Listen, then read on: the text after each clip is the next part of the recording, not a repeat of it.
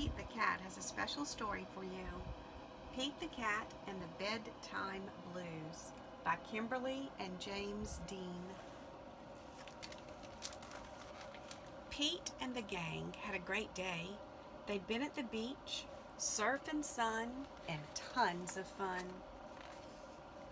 But when the sun went down, they didn't want the fun to end. Pete had an idea. Hey, how about a sleepover? More time for tons of fun. Groovy. Pete's place. Let's go. The party was far out, but they knew they couldn't stay up all night. The gang decided it was time to say goodnight. On went the pajamas, and out went the light. Good night, Gus. Good night, Alligator. Good night, Toad. Good night, Pete. Pete was just about to catch some Z's when clap, clap, clap. Who did that? Pete asked. It was me, said Grumpy Toad. I don't want to go to bed. I want to clap instead. Pete covered his head. This cool cat needs to go to bed. Good night, Gus. Good night, Alligator. Good night, Toad. Good night, Pete. Time to sleep. Pete tried again to catch some Z's when rat-a-tat-tat. Who did that? Pete asked. It was me, said Gus the platypus. I don't want to go to bed. I want to jam instead. Pete covered his head. This cool cat needs to go to bed.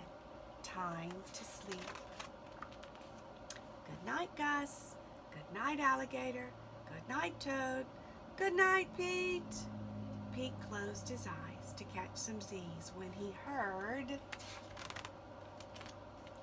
munch, munch, munch. Pete had a hunch. It was Alligator. He was always up for eating. What could Pete do? All the clapping, rat-a-tat-tatting, and munching was giving him the bedtime blues.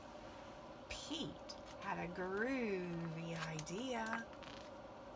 He got out his favorite bedtime story and started to read, first to himself and then to the gang. Pete noticed it was finally quiet. No more clapping, no more rat-a-tat-tatting, and no more munching. They all settled down.